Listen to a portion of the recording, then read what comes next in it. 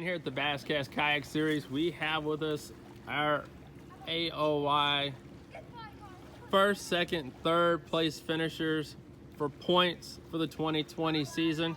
Mr. Brandon Overstreet, James Stanley, and Jonathan Graham. Guys, we all knew this would be really, really close, and it was. Less than an inch. Inch and 3/4? Yeah, inch and 3/4. So, guess have some awesome times. What thoughts now looking back on the 2020 season? We'll let Jonathan talk first. I had a lot of fun. I learned a lot. This is my first year really kayak fishing, so I hadn't fished tournaments in a long time either, and everybody made me feel right at home right from the start. Couldn't ask for more out of the season. Looking back on 2020, is there something you would have changed? Not really. Not that I can think of right off. Any event you like to take back? Maybe the Amherst, since I probably did the worst at that one. Just couldn't find any size there. All right, James. 2020. Good year. First year doing a full season. I'd kind of dabbled, hit a little tournament here or there, wherever it was local. Right. I decided to go all in on this one and try to make a run for Angler of the Year, and I was close. What, an inch and 3/4 away? Yes. So you say if I had to change anything, I would have caught 2 more inches a day. That's what I would have changed. But other than that, man, everything went good. All right, looking back this year, is there an event that you would have, wished you could made a big change or? Not personally. I wish the weather would have been different so we could have got on the river. Yeah. That would have been the best thing that I would have changed. But that's out of our hands. So. What's your takeaways from 2020? I kind of learned how to strategize throughout a tournament and how to make the most of my time instead of kind of wasting some time and put myself in areas that aren't productive, I guess. So I kind of taught myself or learned how to be more efficient during a tournament. Time management. It's always a key, especially in a kayak, guys. People don't understand, you can only carry so much gear in a kayak. You got the big bass boats, we can hold a whole lot of gear in that, but in a kayak, I mean, this is it. So, all right, our Angler of the Year champion right here. 2020. Yep. Look back at it for us.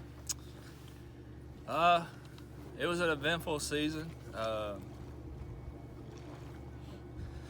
What really comes to mind, we started out the year, my wife had a miscarriage, carried that, ribbon on my shoulder throughout the season, and we just found out pregnant again, and lost my grandmother at the beginning of the year. That hit me pretty hard, and it was just a fight all year. A lot of ups and downs. A lot of people don't really realize the mental part of a whole season. Oh yeah. Just I carried the points lead most through the season, and then Jonathan Graham, he took it there at the end of the year, and I got real down on myself, and just because I kind of felt like I wasn't really doing good, and even though I really was, but kind of got hard on myself. And a good buddy of mine named Scott Harrell, his daughter's going through a really bad eating disorder. She's out in Colorado, fighting for her life in rehab, and I wear the wristband, fish for Abby, and it's been an emotional season, man.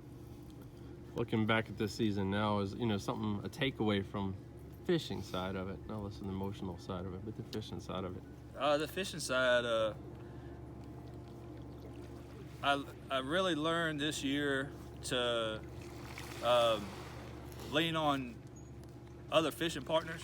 Me and James we really partnered up for a couple tournaments, especially a KBF tournament, and you know, we strategized together. Learned a lot from James and owe a lot to James for that tournament. You know, we pre-fished. He actually put me on a bite that was happening at the time, and you know, we worked together, try to get a limit, and I like that teamwork. You know, fishing really ain't all about yourself. Very true. At least not in kayak fishing. It might be in other tournament series or something like that, but not in, you know, with kayak tournaments. All right, is there one event that you would, looking back on it now, that you would have changed your?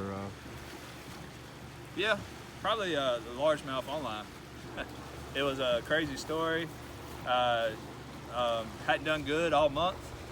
I went to a very good lake out towards Farmville, and I went back in a cove and I caught, my biggest was 21 and my smallest was like 19, 17 or something like that, and enough to put me in the top 3, and dropped my phone in the lake. And that was the last day of the tournament too. Couldn't Wow. upload, had to buy a new phone, and it was very costly. I'd take that one back. All right, guys. Yes, here, right here. Congratulations, guys. Really appreciate everyone's participation this year, and thank you guys for coming out.